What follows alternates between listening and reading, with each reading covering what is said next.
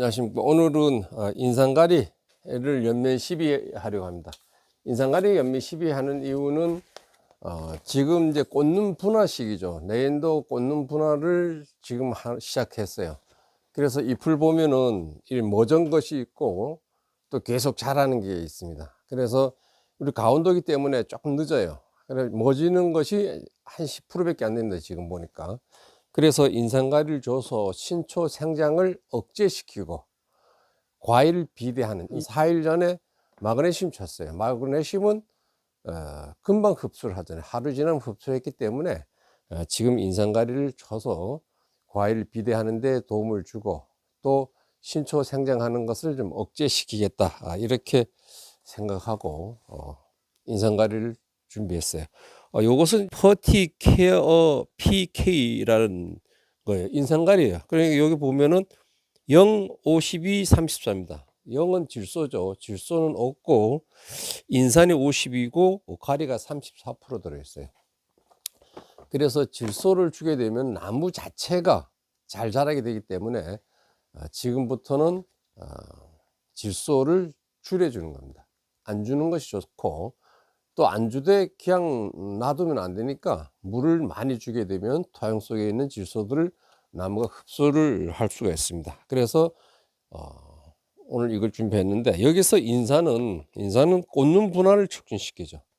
꽂는 분화를 촉진시켜주고 또 세포 분열도 시켜주고. 그러니까 이 인산이라는 것은 꽃이 필 땐 꽃이 잘 피게, 세포 분열될 땐 세포 분열이 잘 되게, 과일이 비대될 땐 비대가 잘 되게, 뭐 이런 것들을 하는 역할입니다. 그러니까 인산은 모든 나무의 자람 부분 뭐 꽃이 필 때나 결실될 때나 착색이 낼 때나 이럴 때에 전부 다 힘과 에너지를 줘서 잘 되게끔, 성장이 잘 되게끔, 좋게 되게끔 해주는 것이 인산이 착색이 내는 데 있어서 전분이나 당 합성 분해를 촉진시켜요.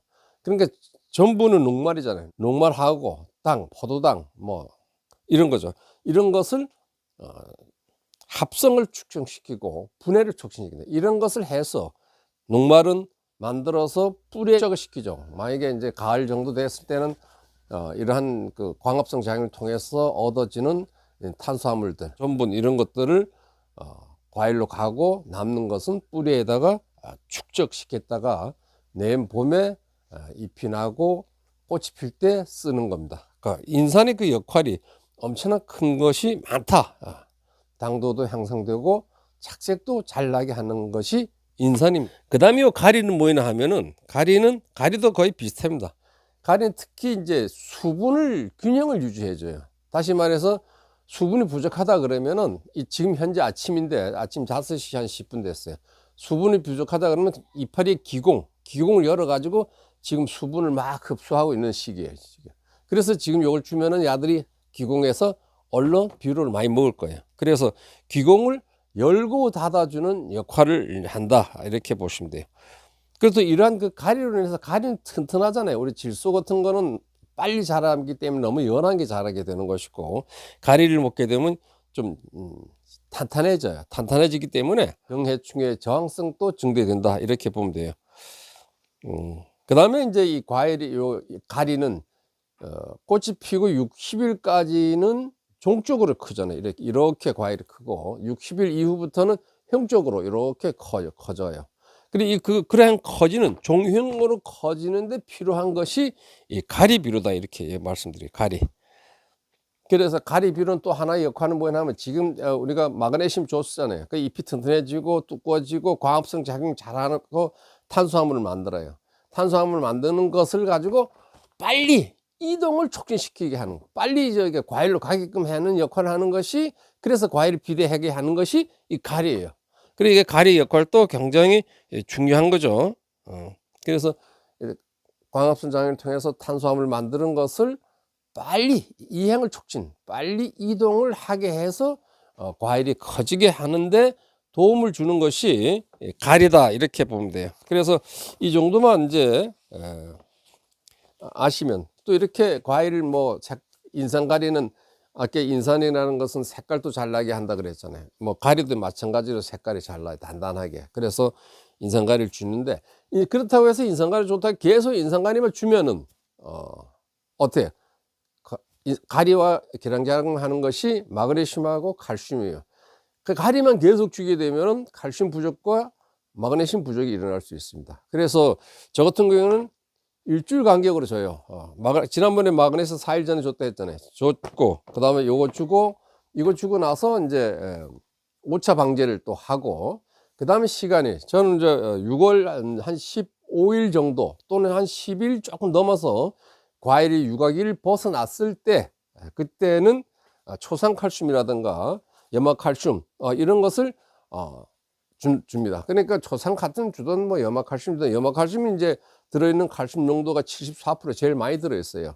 다시 초산칼슘은 이 구연산 이런 걸 넣어서 완전히 정제시키기 때문에 그런 것이고, 그래서 너무 더울 때는 이제 초산칼슘 주는 것이 맞고, 가을에 이제 수확 40일 전서부터 염화칼슘 물, 뭐 초산칼슘 줘도 돼요. 작년에 이제 제가 이제 초산칼슘을 좀 비가 많이 왔잖아요. 그때는 칼슘을 많이 줬어요. 좀 예상외로. 또 과일도 착색이 나야 되기 때문에 칼슘하고 가리하고 이렇게 좀 많이 줬어요. 그렇게 많이 주면서도 좀 걱정을 했죠. 착색이 안 날까 봐 걱정도 했고, 내년도 꽃눈이 어떻게 변화가 올 것인가를 굉장히 걱정을 많이 했습니다. 그런데 착색은 작년에 잘 났어요. 잘 났고, 물론 착색제를 쳤습니다. 착색제 쳤고, 그리고 착색제를 치고 나면은 또 그 칼슘을 줘야 돼요.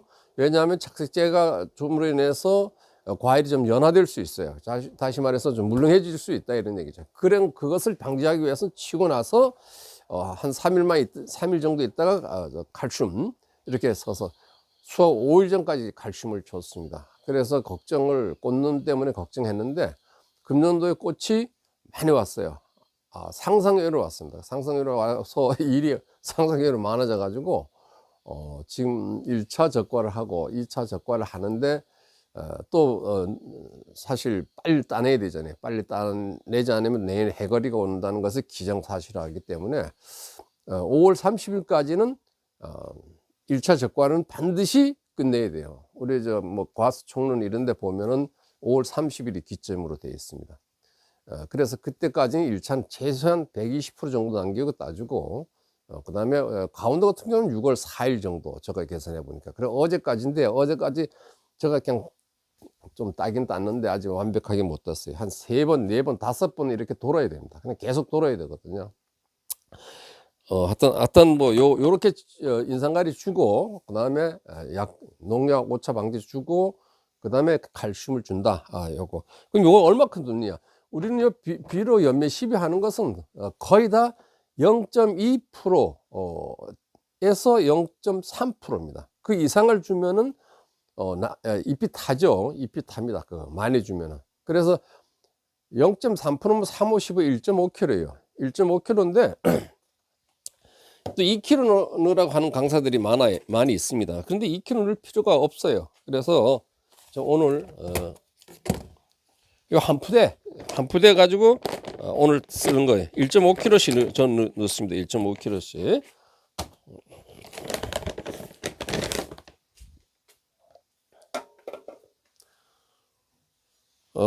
요거 좋습니다. 요거 이렇게 해서 1.5kg 넣겠습니다.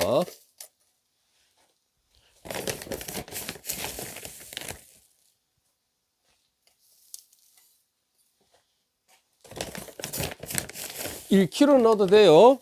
0.2에서 0.3이니까 저는 뭐 요렇게 1.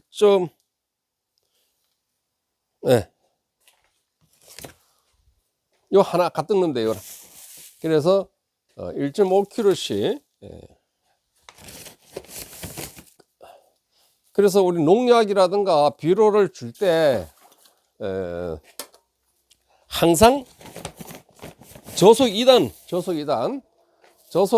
가야 돼. 농약은 반드시 저속 2단을 가서 푹 젖어야 돼요. 그래야지 저게 약효가 있습니다. 약효가. 그래서 뭐 이제 장마가 7월 달에 언제 오잖아요. 그 전에 하여튼 약재 선정을, 제가 어제 약재 선정을 약재에 대해서 말씀드렸는데 그걸 유튜브를 한번 보시고 자, 올해 하여튼 병 없는 한 해가 되기를 바라겠습니다. 1.5kg씩 넣어서 살포하면 연민 시비하면 되겠어요.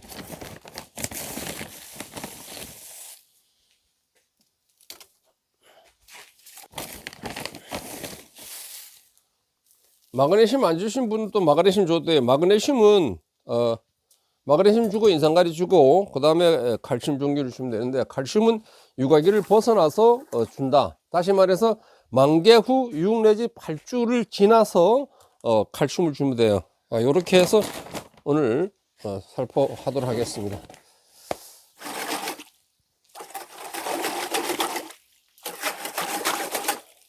이렇게 해서 오늘 치도록 하겠습니다. 감사합니다.